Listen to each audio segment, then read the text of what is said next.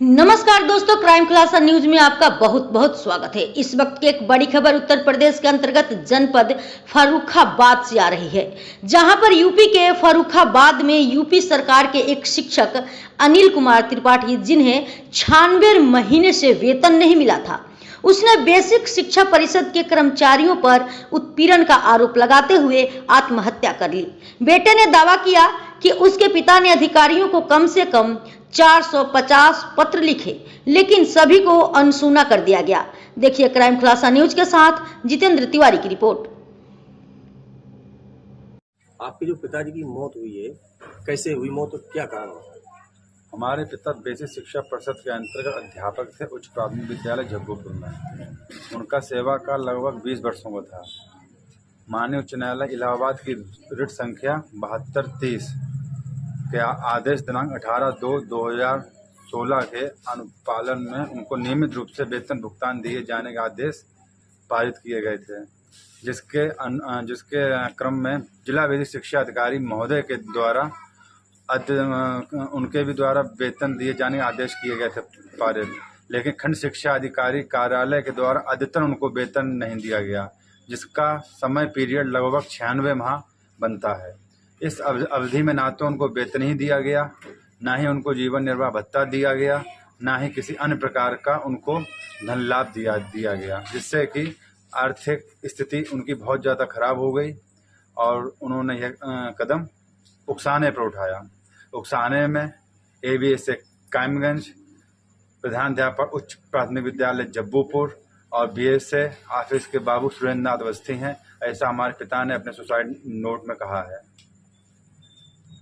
हमने 6 जून को पिताजी को साथ में ले जाकर जिलाधिकारी कार्यालय में उपस्थित होकर DM साहब से शिकायत की थी। इसके बाद 25 सितंबर में BSA साहब से शिकायत की थी, ADM साहब से शिकायत की थी। उसके बाद 27 तारीख को हमारे पापा हमारे ही साथ लगभग 12:30 बजे ABSA कार्यालय कायमगंज गए थे, जहां पर ABSA ने इन सब आदेशों को मानने से मना कर दिया और उन्होंने कह दिया कि हम इन आदेशों को नहीं मानते हैं, आपको जो करना है करिए, आप दोबारा हाई कोर्ट जाइए, कुछ भी करिए, हम आपको वेतन नहीं देंगे, ना ही जीवन निर्वाह भत्ता देंगे, और ज़्यादा हो तो आप अपना आत्महत्या कर लीजिए। उनके उकसाने पर ही ये सारा काम हुआ है। हाईकोर्ट का आदेश भी नहीं मान रहे? हाई कोर्ट का आदेश भी नहीं मान रहे, ना जिला विधि शिक्षा अधिकारी द्वारा पारित आदेश को मानते हैं, किसी भी अपने उच्च अधिकारी के आदेश को नहीं मानते हैं। जबकि हमारे पिता ने 2016 से लेकर 2023 तक लगभग 450 प्रार्थना पत्र दिए थे, जिस पर कोई भी सुनवाई नहीं हुई। 450 प्रार्थना पत्र? 450 प्रार्थना पत्र दिए थे, जिसकी हमारे पास सबकी सत्यापित रिसीविंग भी है। डाक से दिए, स्वयं उपस्थित होके दिए, IGRS पोर्टल के माध्यम से दिए, हर प्रकार से उन्होंने दिए, लेकिन कोई भी सुनवाई नहीं हुई। अंततोगत्वा उन्होंने यह कदम मजबूरी बस उठाया। पिता ने तो कितने दिन तक नौकरी की थी? हमारे पिताजी ने बेसिक शिक्षा परिषद में मतलब आश्रित अनुकंपा के आधार पर लगभग 20 वर्ष नौकरी की थी। अच्छा, उसके बाद इन्हें हटाया क्यों गया था? इनको ये कहकर हटा दिया गया था कि आपकी मार्कशीट फर्जी है, जबकि 17 साल बाद ऐसा कोई औचित्य नहीं होता कि किसी अध्यापक को आप इस तरीके से हटा दें, क्योंकि मार्कशीट में जांच कराने का समय पीरियड मात्र नियुक्ति समय से 3 साल तक का होता है। जबकि मेरे पिता ने बेसिक शिक्षा अधिकारी कार्यालय के अधीन होकर ही रजनामयी डाइट से BTC परीक्षा सन 2009 में पास की थी। ABSA कार्यालय में BSA कार्यालय में सुरेंद्र नाथ अवस्थी ने मेरे पिता से सारा काम निपटाने के लिए लगभग 2 लाख रुपए की डिमांड की थी। उसके बाद जब मैं ABSA कार्यालय में पहुंचा पिताजी को लेकर 27 सितंबर को लगभग 12:30 बजे के आसपास, तो वहां भी उन्होंने ABSA साहब ने कहा कि आप सुरेंद्र नाथ अवस्थी से मिलिए, वही आपके मैटर को सॉल्व कर सकते हैं। कुल मिलाकर धन उगाही के चलते आपके पिता को नहीं? जी, उनको आत्महत्या ही तो हुई, लगातार उकसाया गया है। पोस्टमार्टम कैसे?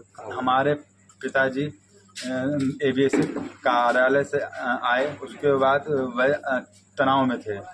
हमने इस चीज़ को नज़रअंदाज किया और मैं सब्जी लेने के लिए बाजार में चला गया। जब मैं सब्जी लेकर घर में आया तो मैंने देखा मेरे पिताजी आंगन में लगातार चक्कर काट रहे हैं। जब मैंने पूछा कि पापा क्या बात हो गई है, तो उन्होंने बताया कि बेटा मैं बहुत परेशान हो गया हूँ, इस जिंदगी से अच्छा है कि मैं आत्महत्या कर लूं। इन लोगों ने मुझे आत्महत्या हेतु लगातार उकसाया है। अब मुझे जीने की कोई अभिलाषा नहीं है। इतना ही सुनकर मैं, हमारी पत्नी और हमारे ससुर साहब उनको लेकर CHC हॉस्पिटल पहुंचे। वहां से उनको रेफर कर दिया गया लोहिया के लिए।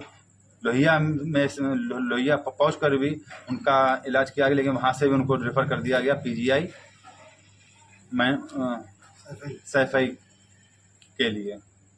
उसके बाद सैफई में ही उनका निधन हो गया। उसके बाद BSA साहब की कार लगातार फर्रुखाबाद से लेकर सैफई तक हमारे साथ चली एम्बुलेंस के पीछे।